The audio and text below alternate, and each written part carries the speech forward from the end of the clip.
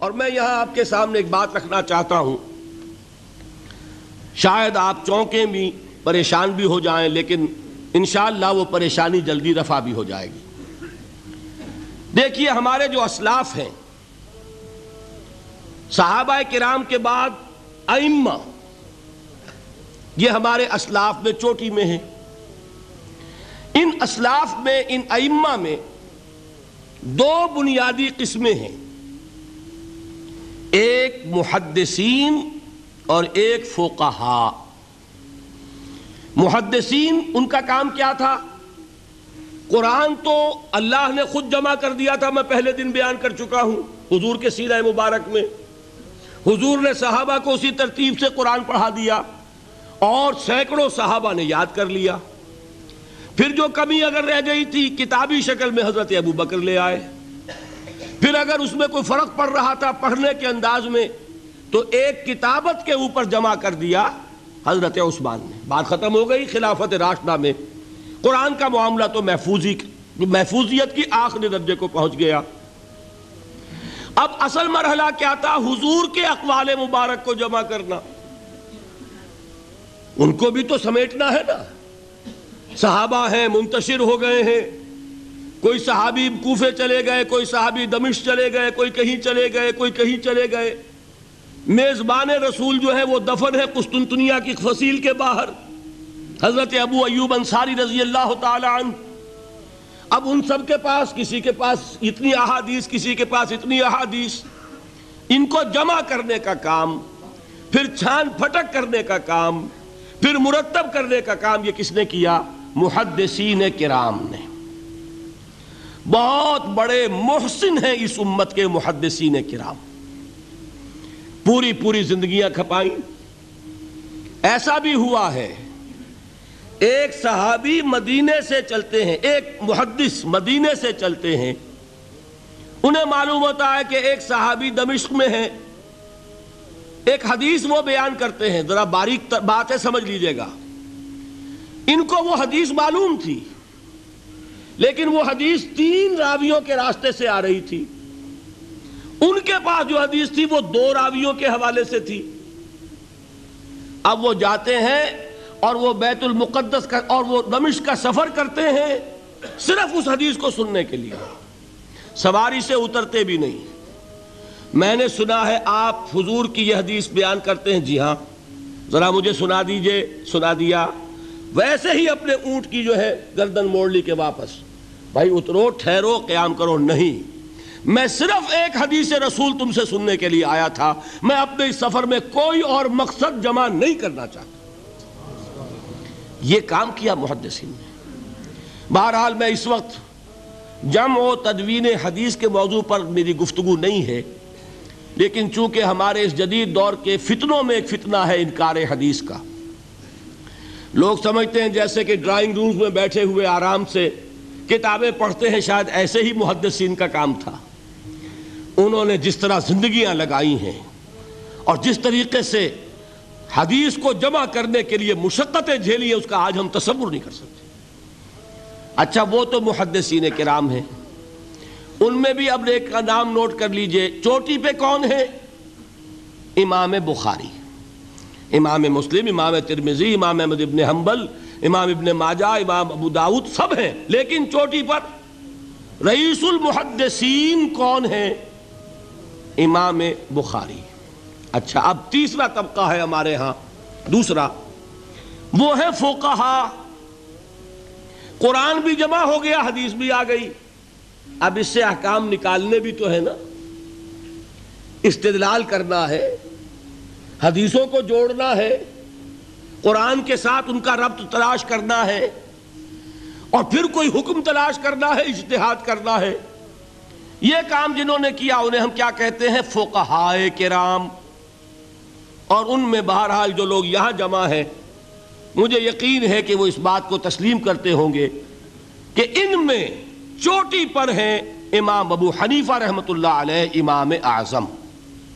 ٹھیک ہے، کسی کی رائے ذرا مختلف بھی ہو سکتی ہے، کوئی شافعی مسلک کا ہے تو امام شافعی کو بہرحال وہ اونچا درجہ دے گا، مالکی مسلک کا ہے تو امام مالک سے اسے زیادہ نسبت ہے۔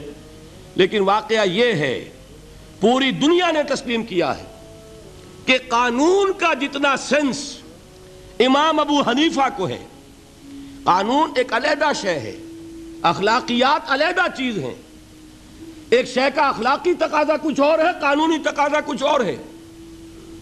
آپ کو کسی نے تھپڑ مارا، اخلاقی تقاضا کیا ہے؟ معاف کر دو بھائی، اور قانونی تقاضا کیا ہے؟ جوابی تھپڑ رسید کرو، اس لیے کہ اگر یہ نہیں کرو گے تو اس کی ہمت افزائی ہوگی، یہ کسی اور کو بھی تھپڑ مارے گا۔ قانون کا تقاضا یہ ہے، السن بالسن، دانت کا بدلہ دانت، والاذن بالاذن، کان کا بدلہ کان، قانون یہ ہے۔ اور اخلاق کا تقاضا کیا ہے؟ وَإِن تَعْفُوا وَتَصْفَحُوا وَتَغْفِرُوا، اگر تم بخش دو، معاف کر دیا کرو، لوگوں سے درگزر کیا کرو، فَإِنَّ اللَّهَ غَفُورٌ رَحِيمٌ، تو اللہ بھی تو غفور اور رحیم ہے۔ تقاضے متضاد ہو گئے کہ نہیں؟ کسی معاملے کے اخلاقی پہلو پر نظر رکھنا یہ اور مزاج ہوگا، اور کسی معاملے کے قانونی پہلو کی گہرائی میں اترنا یہ اور مزاج ہے۔ میں اپنا احساس عرض کر رہا ہوں، اور دنیا میں جو بات مانی گئی ہے کہ جس کا نام لیگل سینس ہے، قانون کا ایک فہم، اس میں دنیا کا کوئی شخص مقابلہ نہیں کر سکتا امام ابو حنیفہ کا۔ آپ صحابہ کو ان سے مستثنیٰ کر دیجئے، ظاہر بات ہے انبیاء اور رسولوں کا معاملہ نہیں ہے، تو باقی انسانی نوع انسانی کے اندر امام ابو حنیفہ کا پلے کا کوئی شخص، ان کے برابر کا کوئی شخص قانون کا فہم رکھنے والا آج تک پیدا نہیں۔ تو سید الفقہاء کون ہوئے؟ امام ابو حنیفہ۔ اور رئیس المحدثین کون ہے؟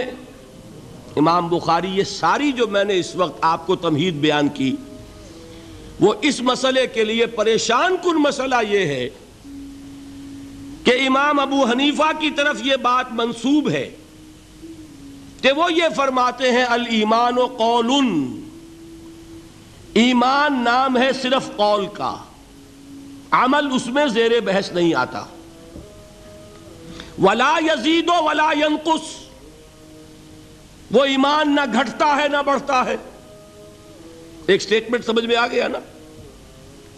اب دوسرا سٹیٹمنٹ سنیے، وہ ہے امام بخاری کا، رئیس المحدثین کا، الایمان قول وعمل، ایمان نام ہے قول اور عمل کے مجموعے کا، قول اور عمل دونوں چیزیں ایمان میں شامل۔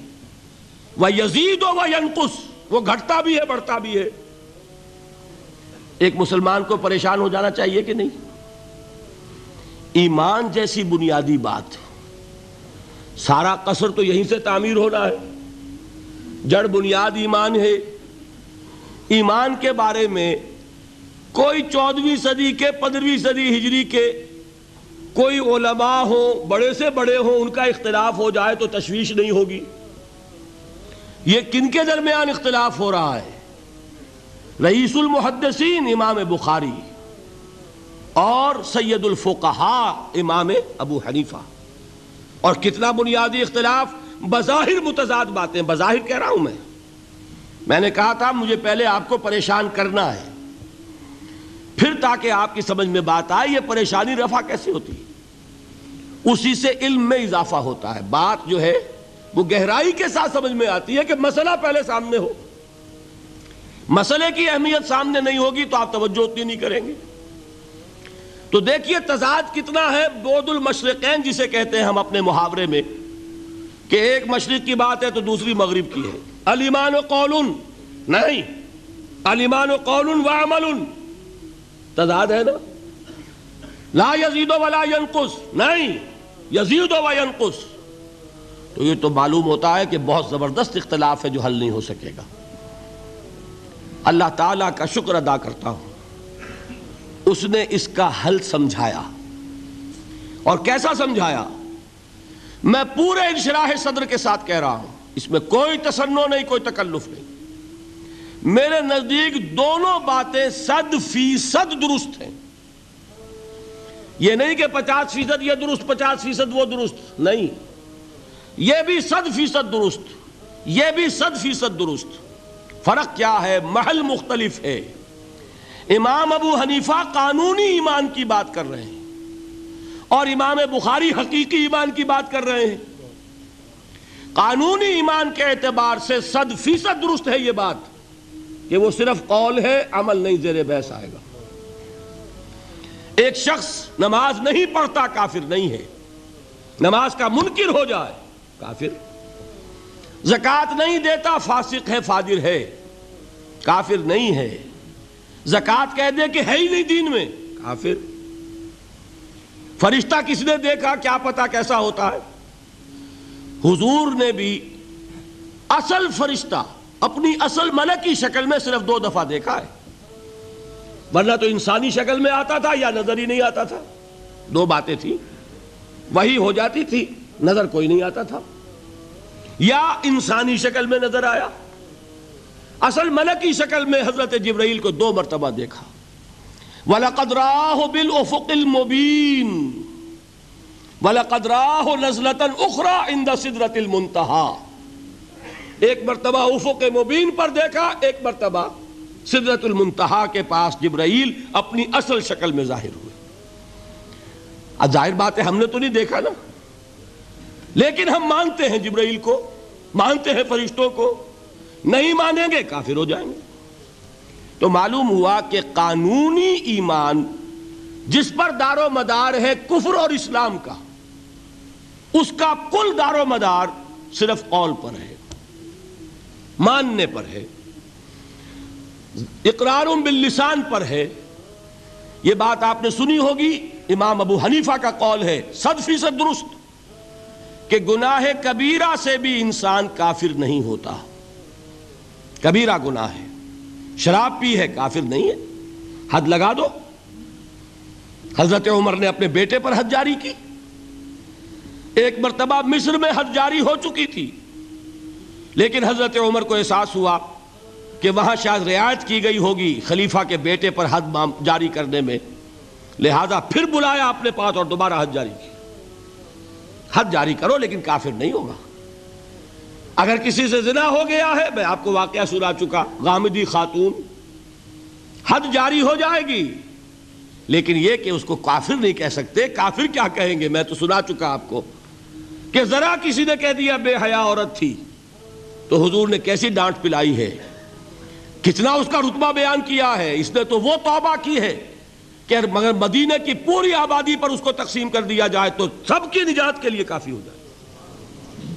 معلوم ہوا تکفیر اور ہے اور کسی کا فاسق و فاجر ہونا اور ہے۔